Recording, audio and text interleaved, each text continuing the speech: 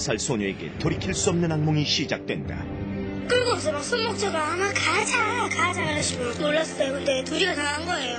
C8%요. 무릎을 계속 때려서요. 멍들고 안 하면요 막 허리띠로 막 때려요. 수십 명의 남학생에게 끌려다니며 1년여 동안 처참하게 짓밟힌 피해자. 지금 오지 않으면 아빠한테 얘기 다 하겠다고 지금까지 다 3년이 흐른 지금 피해 여학생은 상처를 극복하고 평범한 숙녀로 돌아와 있을까. 이 아이가 한 말 중에 하느님 어떻게 하다 나 같은 애를 만들어냈나 하는 얘기를 해요. 자기는 실패자이라는 거죠. 자신을 받아줄 학교를 찾아 헤매야 했던 피해 여학생.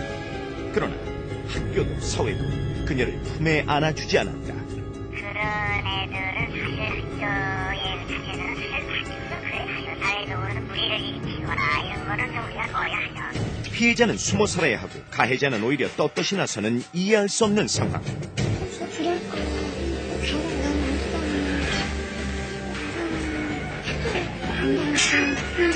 가장 너무 소녀를 바라보는 무시선 또한 가혹하기만 한다.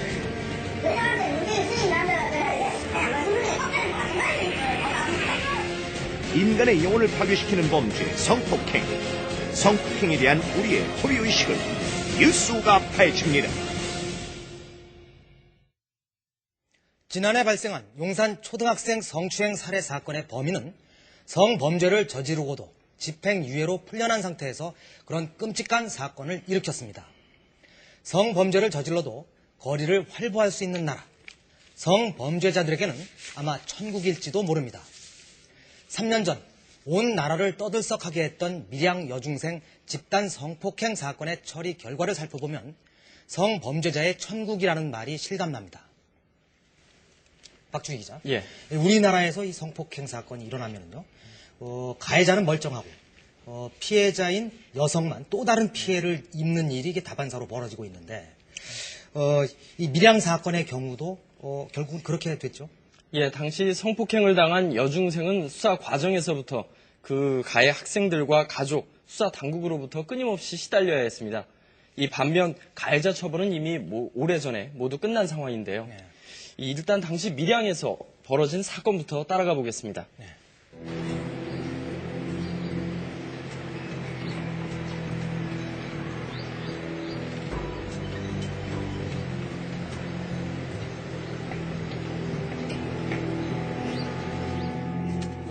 2004년 12월 인구 10만의 작은 도시 밀양이 발칵 뒤집힙니다.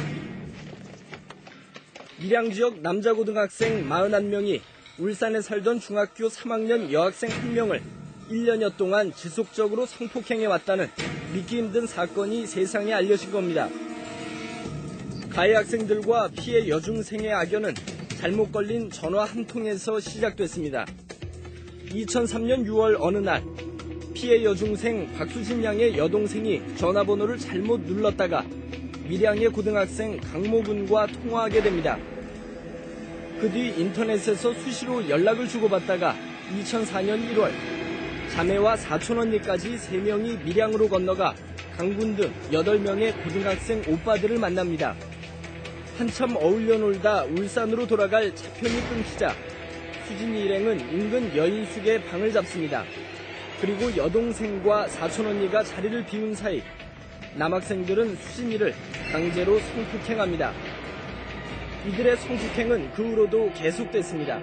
집에 있으면 집으로 전화해갖고 지금 오지 않으면 아빠한테 얘기 다 하겠다고 지금까지 있었던 일 다 얘기하겠다고 그래서 내일 학교 가야 되기 때문에 지금 못 간다고 그렇게 말을 하니 집으로 전화가 온대요. 아빠가 받으면 전화 다 끊어버리고 금방 내가 전화한 건 안 돼. 얘기할까? 취업 때문에 경남 창원에서 직업학교를 다니던 학생들은 수진이를 창원의 자취방으로 불러내기도 했습니다. 가해 학생들의 숫자는 계속 불어났습니다. 또 말을 듣지 않는다면서 때리는 일도 있었습니다. C8%요. 무릎을 계속 때려서요. 멍들고 안 하면요 막 허리띠로 막 때려요. 가해 학생들은 수진이의 주머니를 털어 차비를 뺏기도 하고 옷을 벗긴 채 휴대전화를 들이대기도 했습니다. 휴대폰으로 보내서 찍어서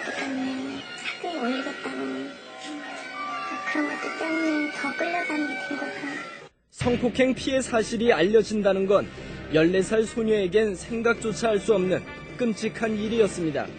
가끔씩 저한테 와서 있으면 계속 잠만 자는 거예요. 그런 일이 있고 갔다 오고 나면 너무 힘들어서 수면제 먹고 그때 잤을 때가 약 먹고 잠 걸렸다고. 1년 동안 계속된 성폭행의 악몽. 수진이의 행동을 이상하게 여긴 어머니와 이모가 추궁하자 수진이는 그동안 겪은 참혹한 일을 털어놨습니다. 박준희 기자, 예. 이 정말 끔찍한 일인데요. 이 피해 여학생이 당시 중학교 3학년이었으니까 지금 고등학교 3학년이 돼야 정상인데 그 이후에 어떻게 지냈습니까?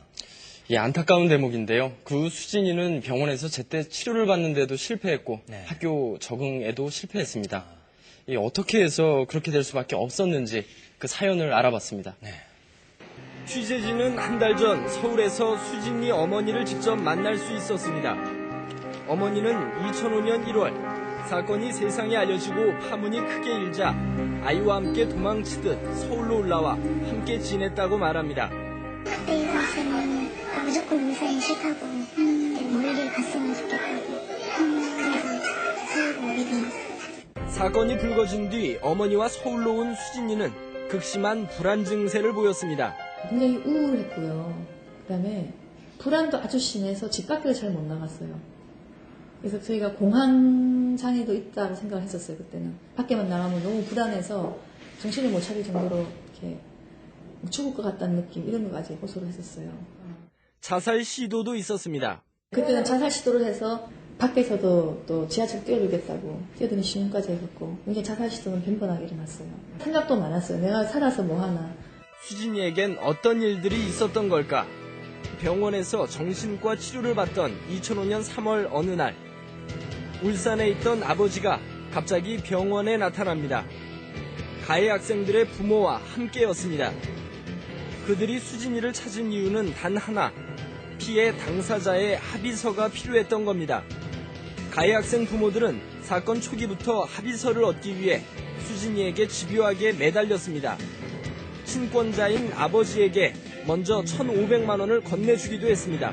왜냐하면 가해자들 쪽에서는 이 피해자 쪽에 합의금을 좀 주고 합의를 보면 형을 좀 낮게 처벌받을 수 있을 것이다 하는 것 때문에 집요하게 합의를 하려고 노력을 했는데 아버지와 고모부 등 가족들은 합의금을 받으면 집을 새로 얻어서 함께 살 수 있다면서 수진이를 설득했고 수진이는 정신병원에서 나갈 수 있다는 생각에 아버지를 따라 나섰습니다. 그 아이는 사실은 합의를 할 생각이 없었어요. 예, 합의가 아니었죠. 퇴원을 하고 싶은데 그때 아버지가 와가지고 퇴원시켜줄 테니까 합의하고 그 돈 받아서 너 방어도 주겠다. 얘가 거기에 동의를 한 거죠. 담당 의사는 수진이의 치료가 시급한 데다 아버지가 수진이를 제대로 돌볼 수 있는 상황이 못 된다는 생각에 끝까지 퇴원을 반대했습니다. 아버지는 그때 알코올 중독이 심했어요. 그러다 보니까 이게 오랫동안 술을 먹어서 그런지 몰라도 사물의 논리적인 판단이 저는 불가능했다고 봐요. 그 당시에는. 그러나 친권자인 아버지의 고집을 꺾을 도리가 없었습니다. 그거를 막을 수 있는 어떠한 제가 힘도 없어요. 우리 법적으로. 이 아이는 아직까지 법적인 성년이 아니기 때문에 상당히 이번에 대한 부분은 보호자의 면을 깔을 수밖에 없어요. 아버지와 울산으로 돌아온 수진이는 가해 학생들에게 합의서를 써줍니다. 매일 새벽이고 밤이고 매일 찾아와서 좀 써달라고 계속 그러니까 주위에서도 써주라고 막 그러고 너무나 계속 괴롭혀서 써줬다고 그렇게 말하더라고요. 저한테. 수진이는 당시 상황을 이렇게 밝혔습니다. 아빠가 서울로 와서 빼주고 아빠네 집으로 갔는데 가해자 측 부모들이 다 와 있었습니다. 합의해달라고. 합의할 생각은 아예 없었는데 고모와 아빠가 합의를 하면 합의금 받고 집을 얻자고. 가해자는 싫었지만 가난이 더 싫어서 그냥 눈 딱 감고 합의를 해줬습니다. 그러나 수진이는 합의해준 걸 곧 후회했습니다. 그리고 그 심경을 이렇게 내비쳤습니다. 그런데 나온 가해자들이 용서를 구한다고 왔는데 비웃음 치면서 웃는 것이었습니다. 진짜 너무 황당해서 진짜 기가 차서 가해자 부모들도 싹 다 바뀐 상태였습니다. 진짜 시간을 되돌릴 수만 있다면 합의를 해주지 말았어야 할 텐데. 후회해서 다시 되돌아갈 수 있다면 그게 합의 안 한 걸로 되돌아갔으면 좋겠다. 성폭행 사건의 경우 합의 제도는 이처럼 피해자에게 고통을 가중시키는 경우가 대부분입니다. 어쨌든 수진이 아버지는 수십 명의 가해자와 합의한 대가로 5천만 원 정도의 합의금을 받았습니다. 그는 합의금으로 울산 외곽에 1,500만 원짜리 작은 집을 구했고 남은 돈은 합의를 주도한 친척들과 나눠 가졌습니다. 그 합의금 가지고도 그 아빠 누나 동생들하고 그 합의금 때문에 서로 싸우고 나도 좀 달라 그런 식으로 자기네들끼리 다 같이 나눠서 쓴 거였어요. 그러나 아버지와 친척들은 당장 치료가 필요했던 수진이에겐 관심을 기울이지 않았습니다. 아버지는 오히려 술을 마시고 딸아이에게 주먹을 휘두르곤 했습니다. 수진이는 더 깊은 절망감을 안고 다시 어머니 곁으로 돌아갑니다. 세상이 나를 이용한다는 생각을 했었어요. 그 가족들도 그렇고, 왜냐하면 합의금 문제부터 시작을 해서 자기를 갖다 세상이 보호하고 도와주기보다는 이런 일을 당했음에도 불구하고 자기가 오히려 더 당해야 되잖아요. 그런 거에 대해서 더 세상에 대해서 문을 닫게 되고 분노하게 되는 그런 사실 증상을 만들었죠. 피해자의 의사와 상관없이 합의를 주도하는 친권. 밀양 사건의 경우 이처럼 남용된 친권이 피해자의 상처를 더욱 깊게 했습니다. 아직은 이런 친권까지 뺏어가면서 아이들을 빨리빨리 보호하는 시스템까지는 없어요. 그러다 보니까 이런 경우에는 우리가 손쓸 수가 없어요. 전문가가 아무리 치료가 필요하고 아이를 보호하는 게 필요하다고 하더라도 방법이 별로 없어요. 수진이 어머니는 그해 여름 사회단체의 도움을 받아 아버지한테서 딸아이의 친권을 찾아옵니다. 2005년 4월 수진이는 어머니와 함께 전학할 학교를 찾아 나섭니다. 그러나 찾아간 학교마다 고개를 가로졌습니다. 서울에서 와서도 한 달 정도 학교를 못 다녔어요. 학교가 안 돼서 전화로 해도 참 자리가 없다고. 처음엔 순진하게 정말 자리가 없어서 그런 줄로만 알았습니다. 몇몇 학교는 수진이가 학기 초에 결석이 너무 많다는 이유를 내세웠습니다. 성폭력 피해자라서 수사와 치료를 받느라 그랬다고 이해를 구해봤지만 소용없었습니다. 오히려 전국에 알려진 성폭력 사건의 피해자라는 사실이 전학의 가장 큰 걸림돌이 됐습니다. 학교 측에서는 이제 문제가 아닌가 제가 나중에 그렇게 될 것 같고 걔는 잘못 받으면 고치 학생 받으면 힘들다고 그래서 그랬다고 나중에 알게 됐고. 수진이에게 도움이 절실하게 필요할 때 교육자라는 분들은 수진이의 손을 잡아주지 않았습니다. 당시 수진이 어머니가 찾아가 아이를 받아달라고 사정했던 서울의 한 고등학교. 당시 전학 상담 교사를 만났습니다. 근데 그런 애들은 사실 학교의 자체에서는 사실 받기도 좀 그래 사실은 받아야 되죠. 어디든지 교육기관에서라도. 근데 그게 그런 게 좀 여러 가지 문제가 좀 있으면 저희가 또 상고를 해서 좀 받지 않고 그래요. 걔뿐이 아니라 그렇잖아요.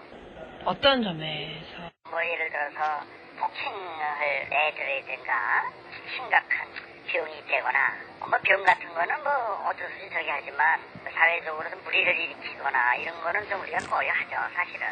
근데 이게 얘가 가해자가 아니라 피해자인데 사회적으로 무리를 일으키는 학생이 아니라 그런 면이 하여튼 좌우지가 저희가 좀 그래요. 확인 결과 성폭행 가해 학생들은 문제없이 학교를 다니다 제때 졸업한 반면에 성폭행 피해 학생은 찾아간 학교마다 문전박대를 당했습니다. 수진이는 변호인들까지 나서서 교육청에 통사정을 한 끝에야 한 공립고등학교에 겨우 들어갈 수 있었습니다. 당시 수진이는 성폭행 피해자라는 사실이 알려질까봐 항상 불안해했다고 주위에선 말합니다. 따라가는 꼬리표가 굉장히 힘든가 봐요. 혹시나 해서 늘 불안해하고.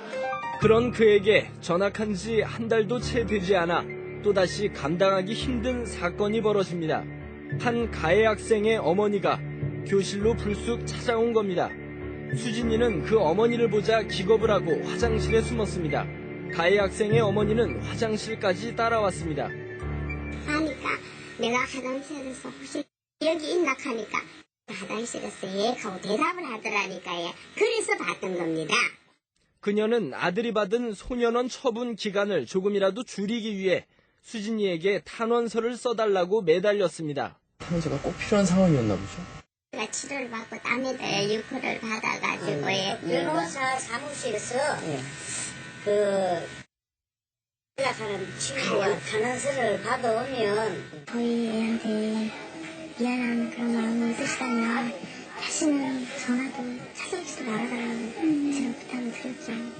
어떻게 본인 자신만 생각을 하면서 조금이라도 생각한다면 이러시면 안 되잖아요. 그 일의 충격으로 수진이는 휴학을 합니다. 그러니까 설사 그 사람이 누군지를 친구들이 몰라도 그 애가 생각할 때는 혹시 알지 않을까 막 그런 생각으로 되게 그랬어요. 그 일 때문에 휴학했어요. 전화번호도 바꿨고 이사도 했고. 심한 우울 증세도 다시 찾아왔습니다. 급기야 탈이 날 때까지 음식물을 마구 먹어대는 섭식 장애까지 보였습니다. 물만도 다투하고 거의 병원 가도 안 되더라고요. 겁날 정도로 먹는 배가 부른데도 계속 먹고 조금 있다 또 먹고 왜 이래. 수진이의 안부가 궁금해 물었지만 안타까운 대답이 돌아왔습니다. 수진이가 지난달 갑자기 아무 말 없이 집을 나갔다는 것입니다. 전혀 몰랐는데 짐을 미리 다 싸서 밖에다 내놨다고 동생한테. 전 이제 아르바이트 하러 8시쯤에 온다고 생각하고 기다리고 있는데 동생이 안 올 거라고 집 나갔다가. 박주희 기자, 예. 이 학교라면 문제가 있는 학생이라도 선도하고 교육을 해서 사회로 내보내야 할 텐데 이 경우는 그것도 아니고 오히려 피해자인데요. 이 학생이 이 학생을 받을 수 없다 이렇게 했다는데 이 교육자로서의 그 양식이 있는지 의문이 갑니다. 그런데 사법부에서 애초부터 이 가해 학생들에 대한 처벌 의지가 있었는지 이게 좀 의문이 듭니다. 실제 가해 학생들 가운데는 단 한 명도 형사처벌을 받지 않았습니다. 네. 이 재판부는 이 갖가지 이유를 대면서 굳이 형사처벌까지 할 필요가 있느냐라는 판결을 내렸는데요. 이 수사 당국도 재판부도 또 우리 사회도 유독 이 성폭행 가해자의 처벌에 대해서는 지나치게 관대했습니다. 네. 이 당시 재판부가 왜 그런 판결을 내렸는지 한번 따져봤습니다. 네. 사건 초기 경찰은 피해자인 수진이의 진술에 따라 성폭력 가해 학생 41명을 잡아들였습니다. 이 가운데 한 명은 또 다른 성폭행 사건에 연루돼 재판을 받는 중이었습니다. 그런데 당시 수사를 지휘한 울산지검은 이 가운데 20명만을 처벌 대상에 올려놓습니다. 그리고 그 중에서 10명은 소년부로 보냅니다. 소년부로 보낸다는 것은 보호 처분만으로 사건을 끝낸다는 걸 의미합니다. 즉 어떤 전과도 남지 않습니다. 만 20세 미만의 소년을 대상으로 한 일종의 특별 조치인 셈입니다. 검찰은 소년부로 송치한 가해 학생들의 경우 폭행이나 협박이 피해자가 반항하지 못할 정도가 아니었고 증거 역시 충분하지 않다고 봤습니다. 남성 중심의 사고방식이죠. 목숨을 걸고 반항해야지. 왜 반항을 안 하냐? 반항하면 죽는데요? 반항해봐야 안 되는데 어떻게 반항을 합니까? 그거를 이해를 못하는 거예요. 검찰이 그나마 죄질이 나쁘다며 형사법원에 정식으로 기소한 가해 학생은 모두 10명. 이들에겐 특수강간과 특수강제추행, 청소년 강간, 공갈과 강요 등 5가지 혐의가 적용됐습니다. 2005년 4월 울산지법의 판결입니다. 이 사건 공소 사실 중 피고인의 각 청소년 성보호에 관한 법률 위반, 청소년 강간의 점에 대한 공소를 모두 기각한다. 일단 청소년 강간죄는 기소 내용에서 빠졌습니다. 청소년 강간은 당시 친고죄라서 피해자가 직접 고소해야 하는데 피해자와 가해 학생들이 합의했기 때문에 이젠 죄를 물을 수 없다는 뜻입니다. 그러면 나머지 혐의는 어떻게 됐을까? 이 사건 공소사실 중 위 공소기각 부분을 제외한 나머지 공소사실 부분을 부산지방법원 가정지원소년부에 송치한다. 검찰이 형사기소한 10명 역시 앞에 다른 학생들과 마찬가지로 소년부로 넘어간 겁니다. 재판부와 검찰 모두 가해자들의 성폭행 혐의를 인정했지만 굳이 형사처벌할 필요가 없다고 결정한 것입니다. 취재진은 당시 가해 학생들이 실제로 어떤 처분을 받았는지 알아봤습니다. 당시 부산지법 소년부에선 5명의 학생을 소년원으로 보낸 것으로 확인됐습니다. 주범격인 박모군은 이곳 부산 소년원에서 가장 긴 1년 8개월을 보냈습니다. 생활 잘해가지고 국토순례도 갔다 왔고 통역 취업도 나가서 그 학생은 집에서 통역 취업을 하는. 다른 4명은 6개월 미만의 단기 소년원 처분에 그쳤습니다. 나머지 학생들은 기껏해야 보호 관찰 처분을 받고 그냥 집으로 돌아갔습니다. 그러나 재판부의 판단을 살펴보면 곳곳에서 문제점이 드러납니다. 당시 재판부는 충동적인 집단 심리로 우발적인 범행이었다고 판단했습니다. 그러나 피해자 측은 1년 동안 지속된 성폭행이 어떻게 우발적일 수 있냐고 항변합니다. 성폭행 범죄의 특징을 무시한 판단이라는 겁니다. 저연령화, 흉포화, 대담화, 그리고 집단화, 잔인화. 이게 최근 성폭력 범죄의 특성이에요. 그래서 미성년자라고 해서 우리 가볍게 보면 안 되고요. 뭐 우발범이다라고 보면 안 돼요. 또 피해자가 현재 평온하게 학교 생활을 하고 있다는 재판부의 평가도 사실과 달랐습니다. 보복이나 뭐 이런 것 때문에 학교를 나올 수 없는 상황이었죠. 학교에 나올 수 없는 상황이 돼버려서 왜 출석 인정하는 그런 사정에 의해서 출석 인정 결석으로 해가지고 법원은 이처럼 피해자가 겪고 있는 현실을 제대로 확인하지 않은 채 가해자들에 대해 관대한 처벌을 내렸던 겁니다. 미성년자라는 이유로 처벌이 너무 가했잖아요. 미성년자, 나이만 미성년자지 했던 행동들은 도저히 미성년자라고 할 수가 없습니다.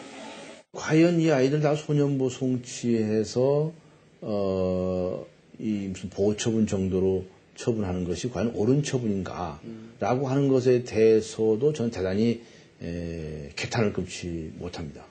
그래서 법조계 일부에선 밀양 사건이 남성 중심적인 사고에 매몰되어 있는 우리 법관들의 인식을 단적으로 보여준 사례라는 평가도 나오고 있습니다. 들쑥날쑥하고요. 그리고 전체적으로 우리나라는 성폭력 범죄에 관해서 형량이 너무 낮습니다. 정말 너무 낮아요. 외국은 20년, 30년, 뭐 평생 이렇게 기본적으로 성폭력 범죄에 대해서 형량이 엄청 높은데 우리나라는 10년 넘는 경우가 거의 없죠. 당시 밀양 시민들은 이 사건을 어떤 시각으로 바라봤을까? 사건이 불거진 직후 밀양의 성폭력 상담소에서 지역 주민 645명을 상대로 설문조사를 해봤습니다. 사건의 책임이 누구에게 있다고 생각하느냐는 질문에 남자의 책임이라고 답한 사람은 36%에 그친 반면 여자의 책임이라는 답변은 64%나 됐습니다. 여자한테 문제 있으니 남자가 그래야지. 껍데기 마찬가지지. 안 좋으니까 근데 따라 댕기지 말지. 뭐 점잖은 그런지 뭐 가진 교육을 제대로 받고 있는 뭐 여학생 같으면 밤에 누가 나가보라 하겠어요. 이 같은 인식은 가해 학생들의 태도에서도 그대로 나타납니다. 자신들은 피해 학생과 서로 좋아서 성관계를 가졌을 뿐이라는 겁니다. 여자가 솔직히 한 번 그런 일 있으면 다시 안 만나야 되는 게 정상 아닙니까? 근데 그때 처음에 보면 그랬을 때 경찰서에 신고하고 그랬으면 저희도 이해를 하지. 그러면 이 학생들이 다녔던 학교에선 어떤 징계를 내렸을까? 먼저 A고등학교와 B고등학교에선 전혀 징계가 없었습니다. C고등학교에서는 7명의 학생에게 사흘간 교내 봉사명령을 내린 게 전부였습니다. 2년여가 지난 지금 그 학생들은 대부분 정상적으로 사회생활을 하고 있습니다. 4년제 대학에 진학한 학생도 있고 군 복무 중인 사람도 있습니다. 박충희 기자, 방금 이명숙 변호사가 이 남성 중심주의 사고 방식에서 저런 처리 결과가 나왔다고 말했는데 뭐 공감이 가는 지적이라고 생각이 됩니다. 그런데 이 수사를 담당한 경찰관이나 검사 그리고 재판을 담당한 판사 중에 여자가 있었습니까? 여자 경찰관 없었고요. 여자 검사 또 여자 판사 모두 없었습니다. 네. 그런데 그 재판을 도대체 어떻게 했길래 이 피해 여학생이 평온하게 학교 생활을 하고 있다고 판사가 판단을 하고 관대한 처분을 내린 건지 정말 그 이해가 잘 안 되는데요.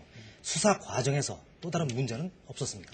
예, 당시 경찰 수사는 성폭행 피해자가 조사 과정에서 2중, 3중으로 정신적인 피해를 입을 수밖에 없는 우리나라 성폭력 수사의 한계를 그대로 보여줬습니다. 네. 사건 당시 수사는 요란했습니다. 경찰은 밀양 지역을 대형 버스로 훑고 다니면서 가해자로 지목된 고등학생들을 검거했습니다. 수사당국의 언론 브리핑도 재빨랐습니다. 그런데 이 과정에서 문제가 발생합니다.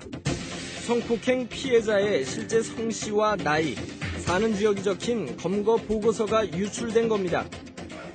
자세하게 까지 그렇게 하지 않아도 이니셜로 할 수도 있고 그런데 나중에 그렇게 했는지 그때 그게 너무 충격적이었어요. 이 사건이 얼마나 큰지도 몰랐고 그러면 어린이 기자들 알아서 주겠지 하겠지.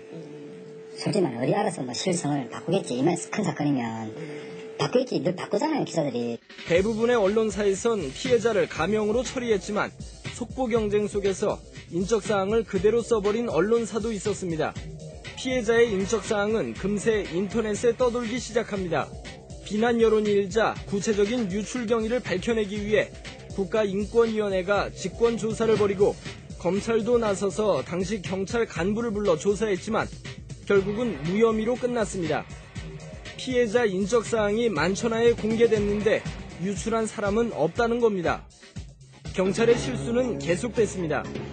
수사를 맡은 당시 전모경장 등 3명이 사건을 발표한 다음날 새벽 동료들과 노래방에 갔다가 수사 내용을 떠벌렸고 자리를 함께했던 도우미 여성이 이 사실을 인터넷에 알렸습니다. 또 다른 경찰관 한 명은 수진이를 가리키며 밀양물을 다 흐려놨다고 말해 공분을 불러일으키기도 했습니다. 다른 분이 어떻게 그런 말을 할 수 있냐고. 상처받은 애들한테 힘을 주지 못하는 거라고 어떻게 그런 말을 할 수 있냐고. 경찰은 와전된 것이라고 해명했습니다. 그분이 밀양을 사는데 밀양.